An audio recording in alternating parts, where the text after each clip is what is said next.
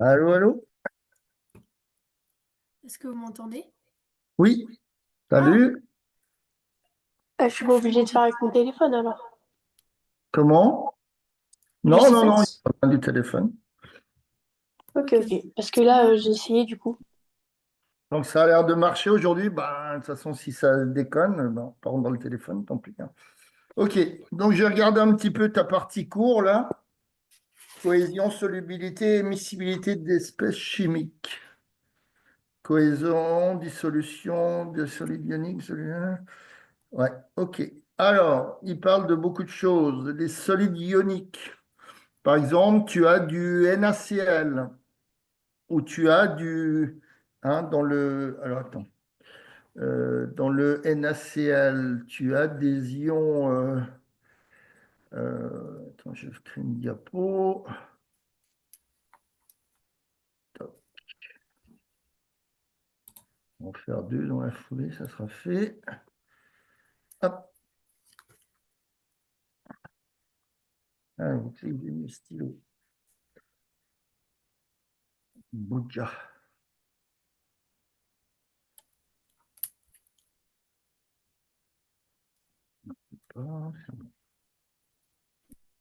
Ouais. Donc, par exemple, si tu as... Pourquoi ça ne marche pas, ça, cette histoire? Bon.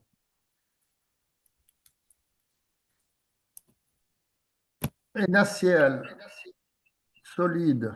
D'accord? À l'intérieur, tu as des ions Na+, des ions Cl-. D'accord?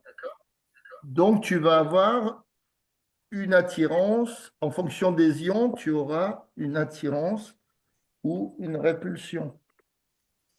Mais de par les charges. D'accord? Les, Ok.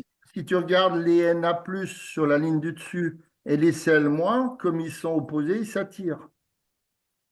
D'accord? Oui. Hein, les charges plus, moins, ils s'attirent toujours quand les signes sont contraires.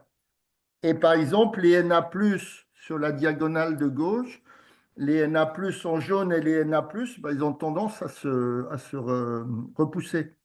Idem pour les Cl-, puisqu'ils ont même, comment je veux dire, même signe de Ah charge. oui. Ok.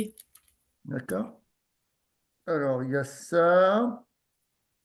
Donc ça, ben, pourquoi j'ai refait deux fois la même diapo, j'en sais rien.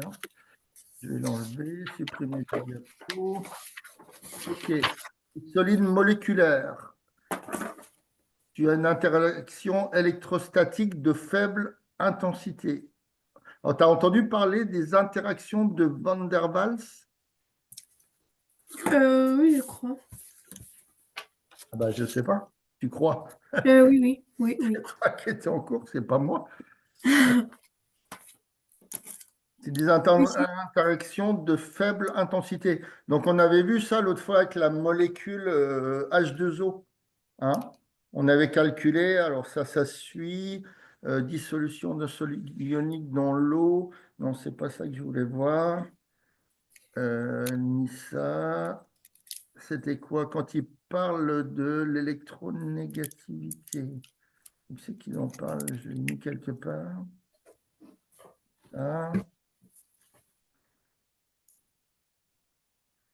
non, ça c'est l'exercice. Ah mince, je ne l'ai pas repris. Ah, c'est bête ça. Euh, ici, voilà. Interaction. Alors attends, je vais passer une diapo là-dessus. Donc je suis à quelle... Non, c'est pas celle-là, je suis à la 7. Ok. Donc on avait vu l'autre fois avec on avait travaillé les molécules polaires avec toi, hein? Oui, Hein.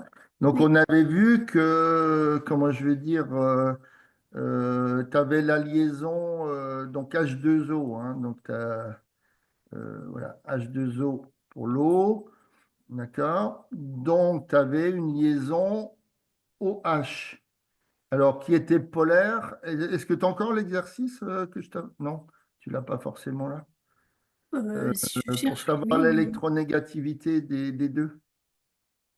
Je ne sais plus lequel avait une électronégativité plus grande que l'autre, je ne me rappelle plus, j'ai plus les chiffres en tête. Comment dire bon, je vais chercher sur Internet. Électronégativité de l'oxygène et de l'électronégativité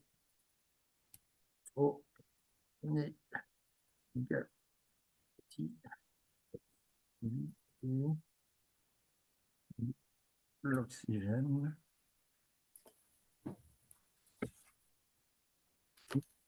De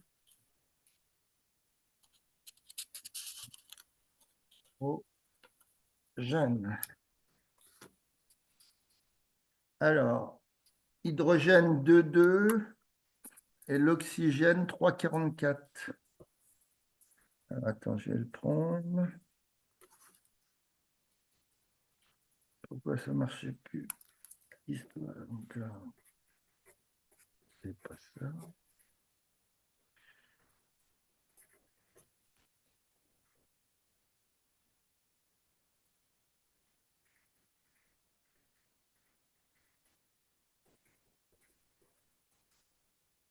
Alors, je vais le mettre là.